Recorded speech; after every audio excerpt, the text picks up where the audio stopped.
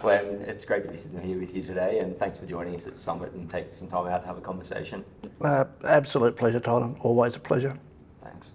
Look, today I just want to start off by looking at your lived experience of suicide. I just wonder if you could just give us a brief overview of what is your lived experience of suicide.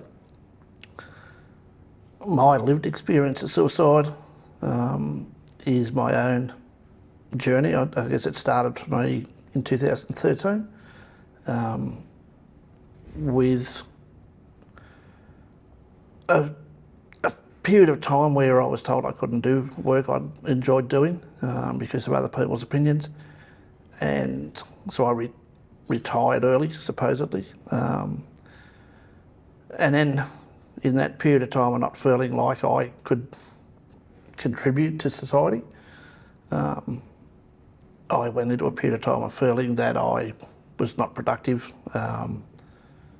At 55 years of age, I was not employable. And then over that period of time, my wife was diagnosed with a chronic illness, which just made me feel more that I couldn't be the breadwinner, so I couldn't contribute to what we needed to do. So I'd let her down as well. And managed to spiral further into feeling worthless and a burden, which we hear a lot, but until you're in the middle of it, you don't understand it. And then so I battled on, and as an Australian male, we don't talk about it. So I kept it to myself and fought with it, and had formulated a plan at that point and knew what I was better off to do. Fate stepped in, and I actually was involved in a motor vehicle accident which should have killed me, or did kill me. And in the recovery process from that, I started to question again things that I now know that the accident was a result of the original suicidal behaviour, risk-taking behaviour, and resulted in that.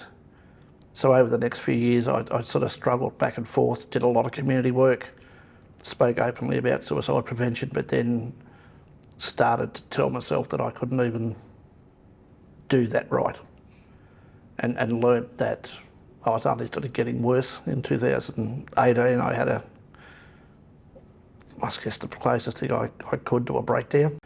At one point, I think the breakdown for me was laying on the bed, curled up at the end of the bed crying, with my wife trying to figure out what was going on.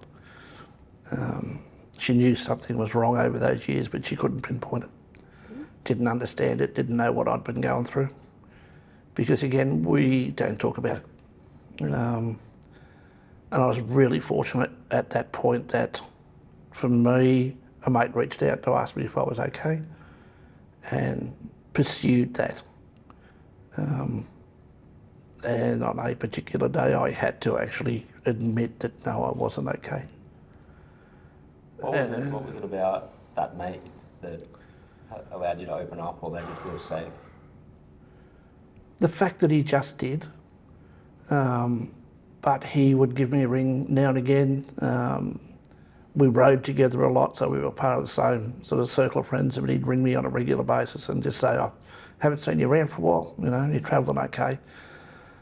But it was just a casual way that he would do it. And then the day that I actually said I did need help, that I wasn't okay. And that's the hardest thing I've ever done. Absolutely the hardest thing I've ever done.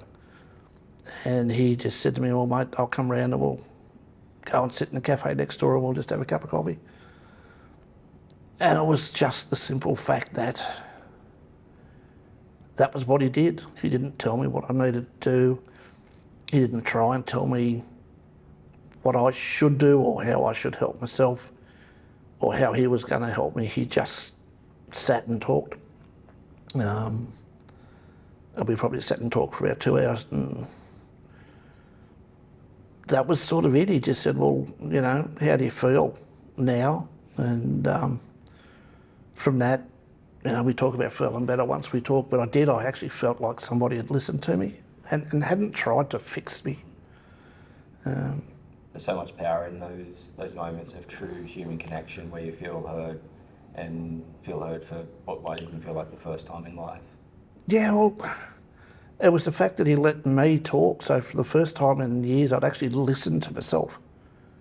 And in talking about how I felt, actually heard myself saying a lot of those words and thought, wow, you know, is that really how close you were?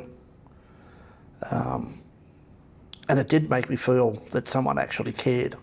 And then he rang me the following week, and we then just actually ran into each other, ironically, at the local tip, of all places, to make meaningful connection. But, you know, again, he just touched base and gave me a hug, and you know, we're huggers, and you know, he's just a big unit, and he gave me a hug, and I actually broke down and stood there crying on his shoulder, and it just felt good. It just felt that like it was right, because he just shared that time. He didn't try and do anything. So I think we greatly underestimate the power of just sitting and listening and sharing space, and how important that is. Absolutely. Thank you for sharing. You touched on one of the barriers, which is quite common, and that's men wanting to speak. There's many other barriers that come up that prevent men from getting support and being supported around suicidal thoughts. How can we help men to overcome some of the barriers? What can we do? Wow, how long's a piece of string? You know, I wish I had the answer.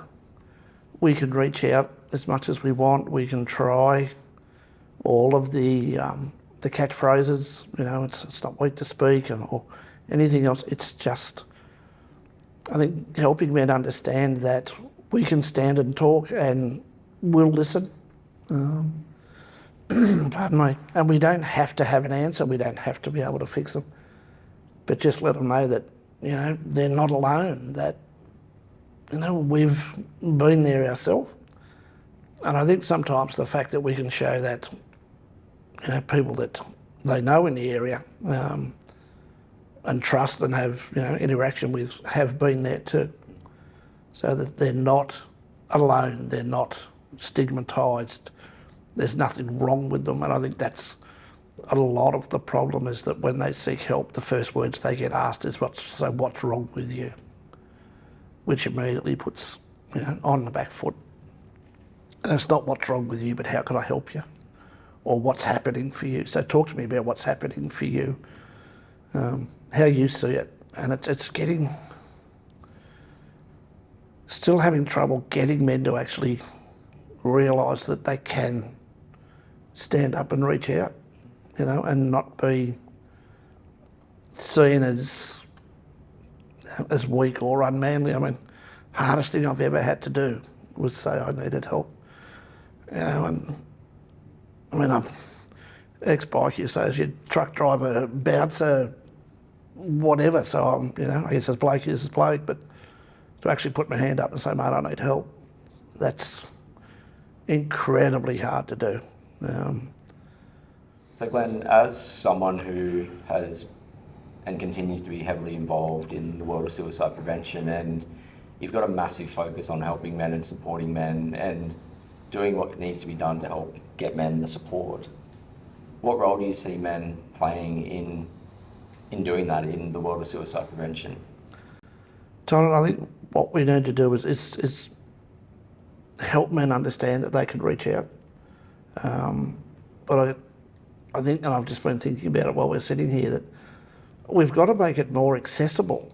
Too many of the support networks are, you know, 9 to 5, Monday to Friday.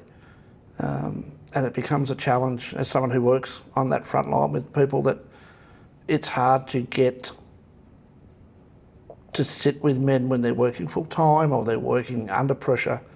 So we've got to make it more available and more flexible in the way we do that, whether that's, you know, going out at 6 o'clock in the evening and meeting them in a park somewhere, or sitting on the beach and talking, but we've got to make it more accessible. Too many men that I've spoken to are wary of how they let their employers know that they're not travelling well. And the reaction from services once they do turn around and say that they're not well or they need help, be that losing. And I had a very real conversation with a lovely young guy from Forestry's Commission last week who said that they can't basically report that they're not travelling well or go and get a mental health plan, because if they do, they lose their firearms licence. And they are working with feral animals, and that's part of their job. So if they can't have their rifles with them, they can't work. So there's still a drawback with some industries, you know, first responders, our police, our military, that won't put their hand up, because as much as they say we don't stigmatise, they do. And it jeopardises their work.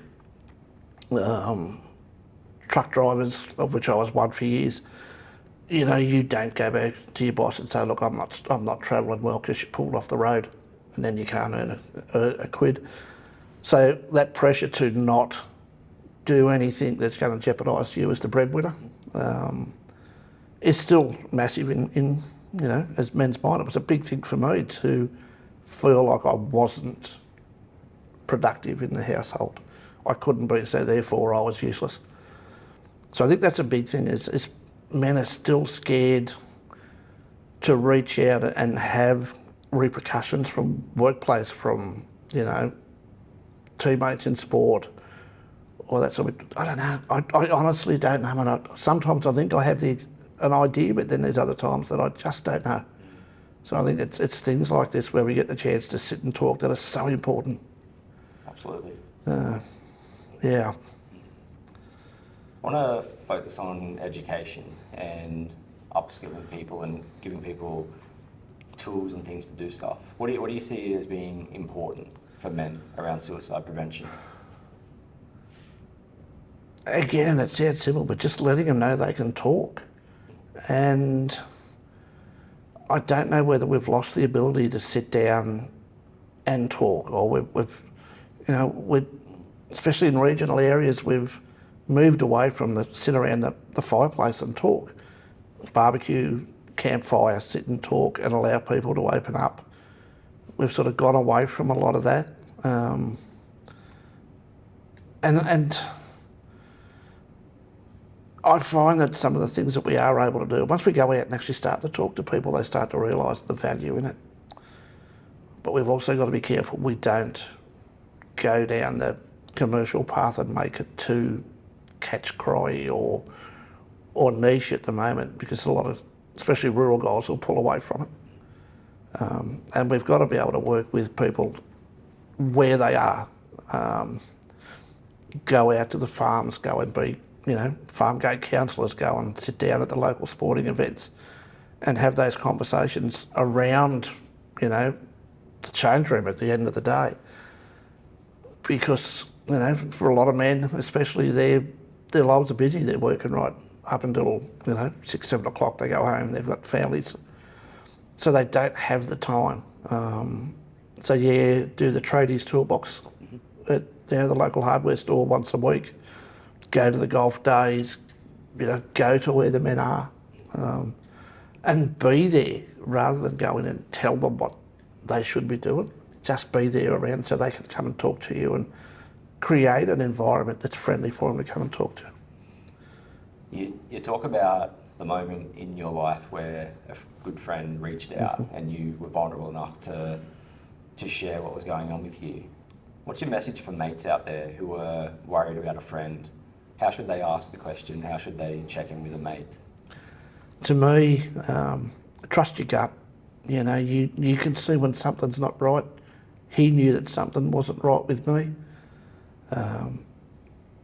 And look, if you're worried about how he's going to answer, or worried about whether you've got the answer, just say straight up, I don't have the answer, but I want you to know you're not alone. Let's do it together. Let's go and talk to your family, or do you want me to come with you? We'll go and ring a GP. Just encourage them, and then check in with them later. But I still think the biggest one, and the one that we don't do enough, is we don't listen. We don't openly listen. You know, and we've talked about it, you know, as humans, we want to fix things. Sometimes we just want to be heard. We just want someone to sit and listen to us and not jump in and tell us what they should do, what we should do. I think that the main thing is when we get the chance to talk to people is to listen. And listen like we're prepared to be amazed by the story we're hearing.